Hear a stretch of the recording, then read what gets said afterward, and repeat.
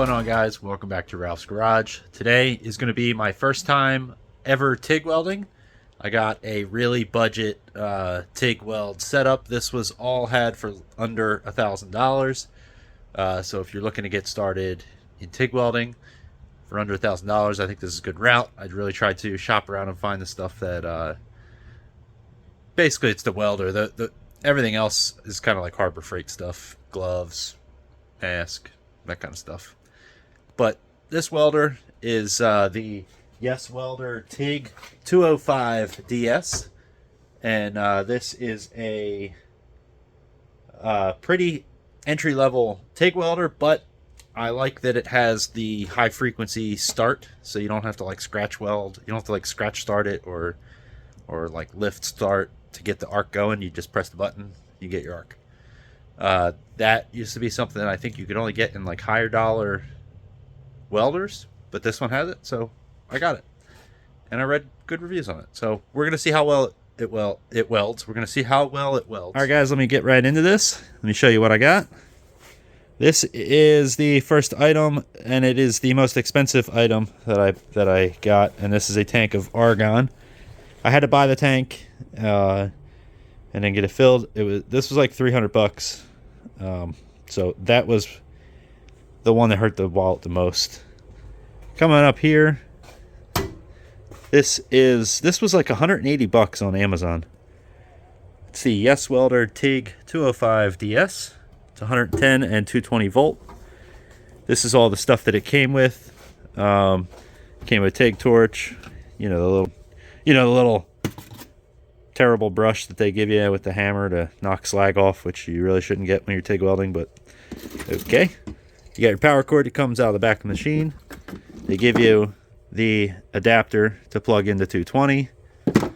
I don't have 220 set up in the garage yet. I have the circuit in there. I just need to put a breaker or a double breaker into it and run the line and put an outlet wherever I'm going to weld at. You got your torch. Pretty standard. I really don't know what's good and what's not good in TIG welding because my first time, but it's got the button here to start your arc. This, I believe, does do post-flow and pre-flow, so the gas, you can send the gas and then start your arc, and then when you're done, you break your arc and the gas keeps flowing. I think I'll have to let you know on that, but I'm pretty sure this does do post-flow.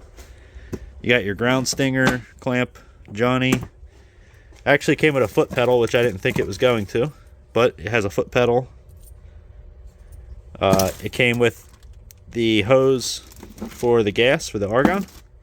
Some plumber's tape or whatever in the manual. So this is like a little, I guess, for the torch, like the cups, some consumables, I guess, and then the back shell. Pretty basic stuff that it comes with. You have to buy this separate. This didn't come with a welder. I got this off Amazon. This is the little flow Johnny that's going to go on the tank to regulate how much argon flow we got. That came with another hose, so now I have two. No big deal.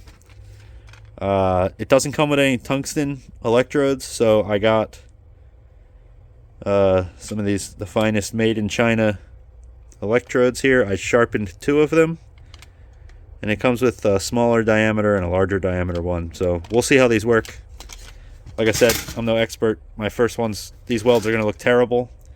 I did get this separate from the welder. Everyone that I saw got this, recommends this. It comes with like the Pyrex clear type cups and the little shorty back half. If you're gonna, basically, I guess you break this or cut it so it fits into the shorter little stubby one if you got to weld into a tight place. For now, I'm going to be using the regular standard size one because I'm learning, and I'm probably going to need to like grind this all the way down because I'm going to touch it to the metal so many times. I got a new set of gloves. I didn't need these because I already have this exact set of gloves, but I wanted brand new ones for this. I also got a stainless steel wire brush, so this will be used only on stainless when I weld stainless. And then this is like a carbon steel wire brush. This will be for all the mild steel and everything else that I'm welding. This is what I'll be using today. I got a new mask. You don't have to buy this. This was like 170 bucks. I think I spent 170 at Harbor Freight. So for this, and I got these two rods. So these are for steel and these are for stainless steel. This machine does not do aluminum, so not worried about that right now. And then I got one of the frame rails off the BMW. I kind of ground the paint off of it. This is scrap metal basically. You can see why I cut these off. This one was all covered in Bondo and it's definitely was hacked up. So we're gonna be welding some nice new to us but used frame rail ends. But I'm gonna practice welding here. So let me get this all set up. For now I'm just gonna leave the tank here. I'm probably gonna bungee it to this tote so it doesn't fall over. But I don't know where I'm gonna set this up yet, but I just want to play with it. So I'm gonna get the hose for the gas hooked up and all that. So I'll get back to you when I get it all hooked up. All right, guys, I'm ready to give this a try, and I'm gonna start with no filler rod. If I was going to weld with filler rod, I think it would be this one here. So I'm gonna pull one out. We'll see how it goes, just to have one out at the ready. They say that you should act as if you're always using a filler rod. You know, when you're learning, that way you're not getting used to like propping yourself up with your hand or anything like that. So I'm going to try and follow these rules. And yeah, let's turn this thing on.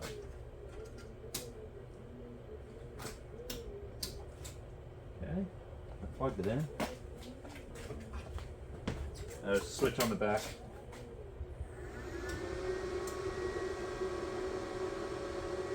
MMA or arc.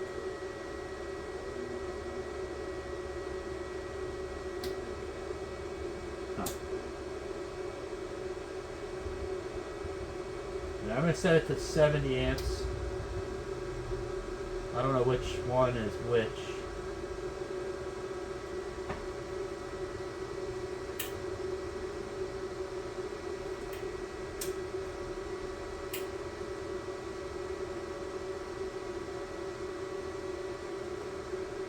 Not a lot of buttons on here to change any kind of settings, so let's see how this goes. Oh, I gotta turn the gas on.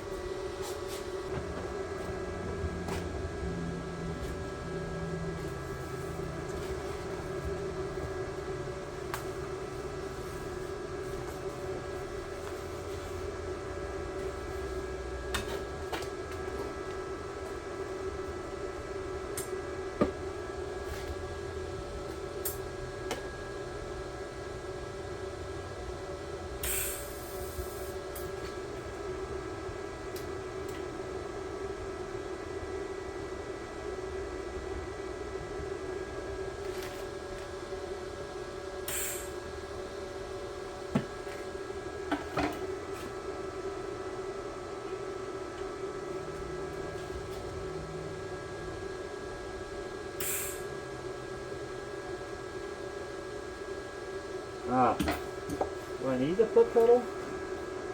I don't know what's going on here.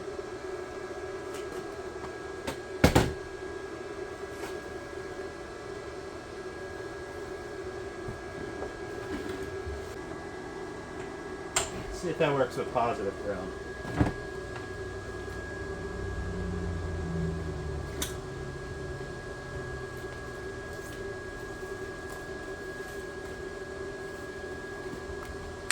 Well, it works, and I've already contaminated my first tungsten. Okay, so let's try this.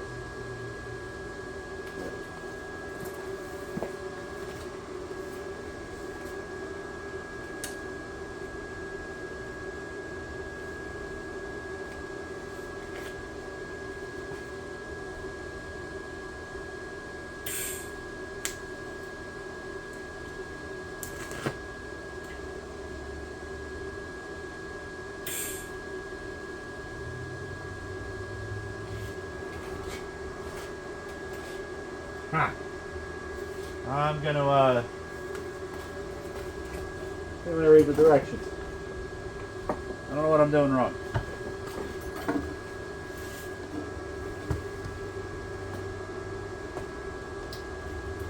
Maybe that? I don't know. Let's see.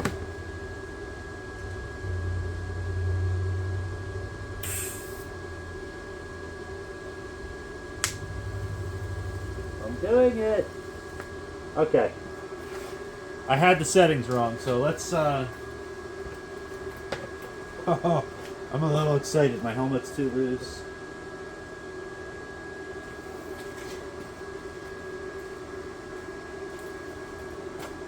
Alright, I'm just gonna practice starting and stopping, okay? I don't know what to do with this thing. I need to get a real, like, situation set up here.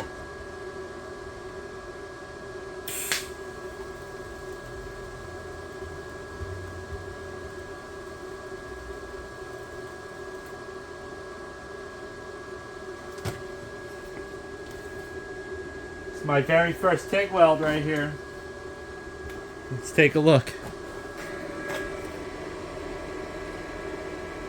Not too bad. I'm gonna come in and I'm gonna use filler rod and I'm gonna weld this seam right here.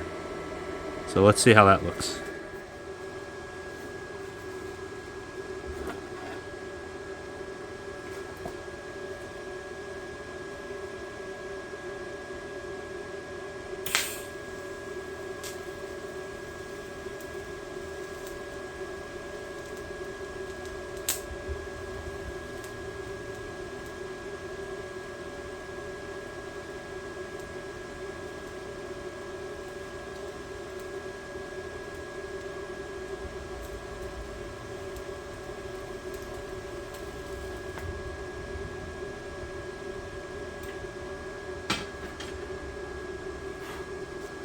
Okay, not really what I said I was going to do, but let's show.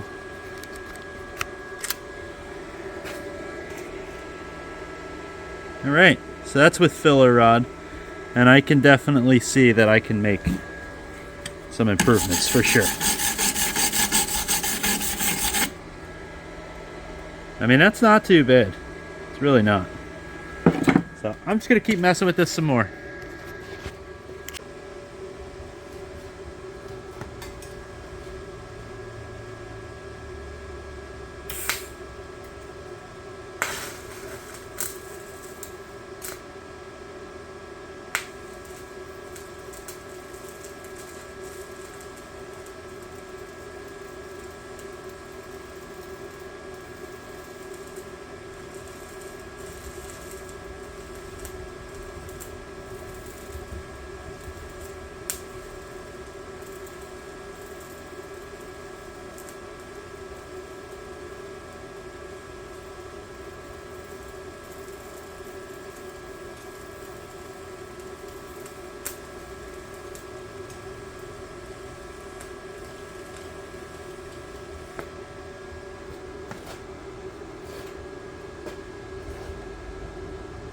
Look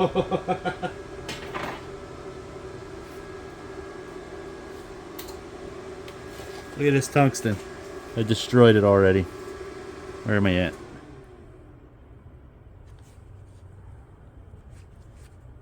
Look at that thing. So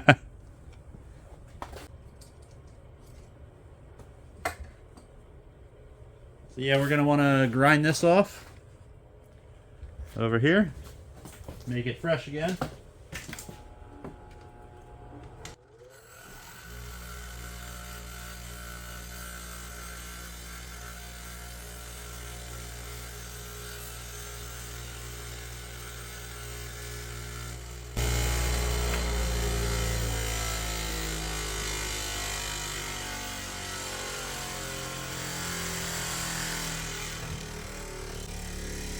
Let's do it again.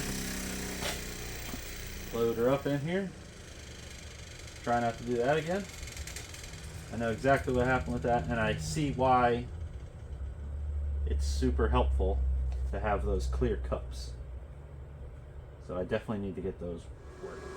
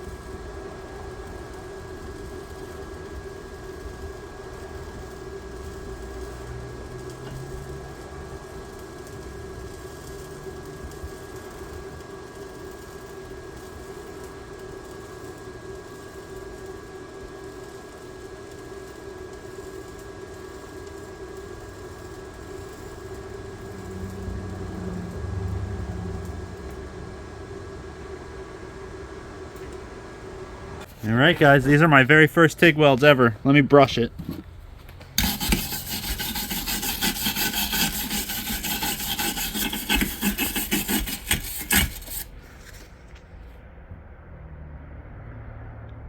So, not beautiful, but I think better than I expected. This is where I burned up the tungsten.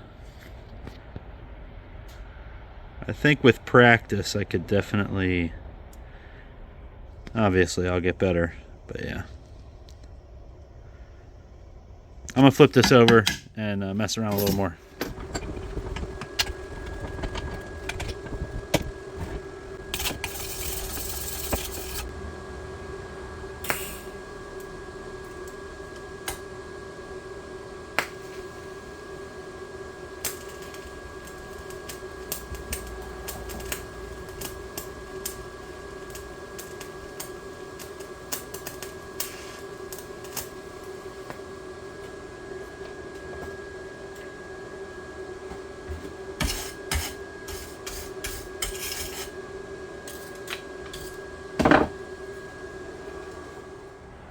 Another balled up tungsten. So I think the key is to like grind a bunch of these before you start, because this is going to happen when you're learning, which is, you know, what I'm doing. And we're back.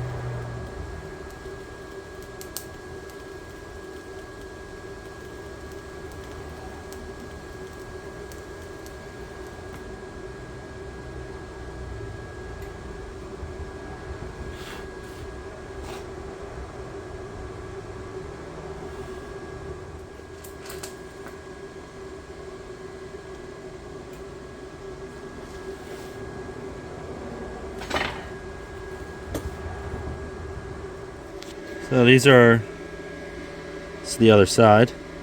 So it's doing a lot better. I blew through here, and I think there was like an old rivet or something because it just went and made a hole.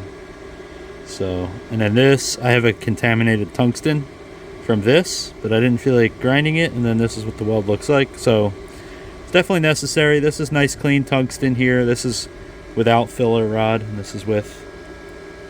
So it's definitely necessary to keep the tungsten clean. I think that's the key. And then obviously this is clean with filler. Not too bad for first time. All right, guys, I'm gonna call it here for the night.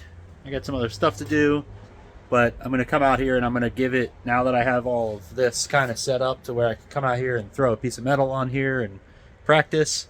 I'm gonna give it like a half hour every night, just kind of come out here and run some beads. Maybe I'll tack some stuff together, but these welds don't. This is my first weld, so it's not terrible. And then this is when I tried to do that seam, but the seam is also very dirty in there. I didn't clean it.